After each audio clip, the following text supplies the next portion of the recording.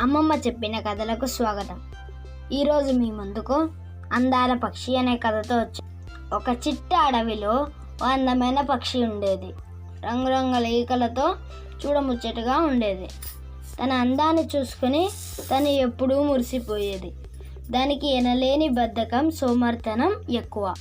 ఆహారం కోసం అటు ఇటు ఎగిరే పని లేకుండా ఆ దేవుడు నేరుగా నా గూట్లోకే పడేయవచ్చు కదా అనుకునేది.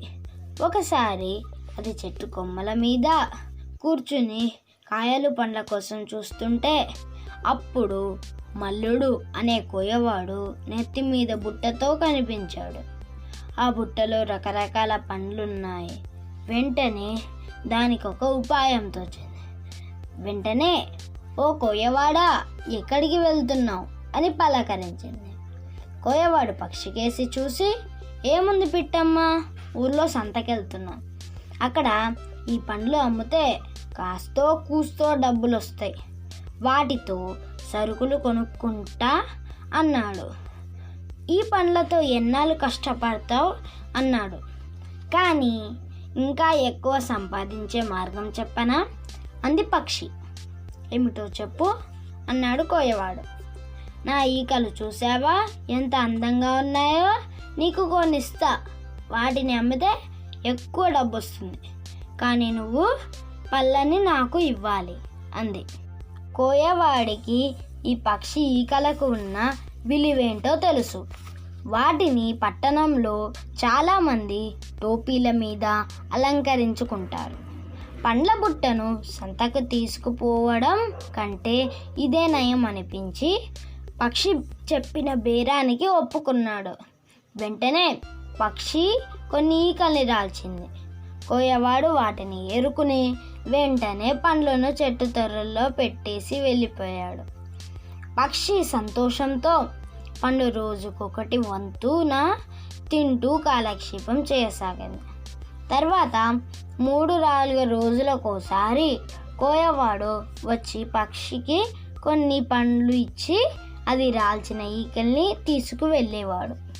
తెలివితేటలు ఉంటే గూట్లోకే ఆహారం వస్తుంది, దేవుడు పెట్టాలా ఏంటి అని ఆ పక్షి గర్వంగా నవ్వుకునేది. కొన్ని రోజుల తర్వాత కోయవాడు మళ్ళీ వచ్చాడు. పక్షి కొన్ని ఈకల్ని రాల్చింది. కానీ కోయవాడు వాటిని, "నీ చూస్తేనే చాలే, ఇలాంటి ఈకల్ని తీసుకెళ్తే నాకు డబ్బులు వచ్చినట్లే" అంటూ వాడు పండ్లు ఇవ్వకుండానే చక్కాపోయాడు. పక్షి ఆశ్చర్యపోయింది. తన రెక్కలకేసి చూసుకుంటే పూర్వం ఉండేంత పొడుగ్గా నిగనిగలాడుతూ లేకపోవడం గమనించింది. రెక్కలు కుర్చుగా ఉండడంతో పాటు తన శరీరం తనకే బరువుగా అనిపించడంతో డబుక్కుమని కింద పడింది. ఎలాగోలా గెంతుకుంటూ సరస్సు దగ్గరికి వెళ్ళి నీటిలో తన రూపం చూసుకుంది. ఒక్కసారిగా దానికి ఏడుపు ముంచుకొచ్చింది. తిని కూర్చోవడంతో అది లావుగా, అందవికారంగా తయారైంది. రెక్కలకు శ్రమ లేకపోవడం వల్ల ఈకలు పొట్టివైపోవడంతో పాటు రంగులన్నీ వెలిసిపోయినట్టు అయిపోయాయి. తిని కూర్చుంటే ఏమవుతుందో దానికి అర్థమైంది. అందుకే దేవుడు గూట్లోకి ఆహారం పడేయడు. ఏ పక్షి అయినా ఎగిరి తిండి సంపాదించుకుంటేనే అందం, ఆనందం అనుకుంది ఆ పక్షి.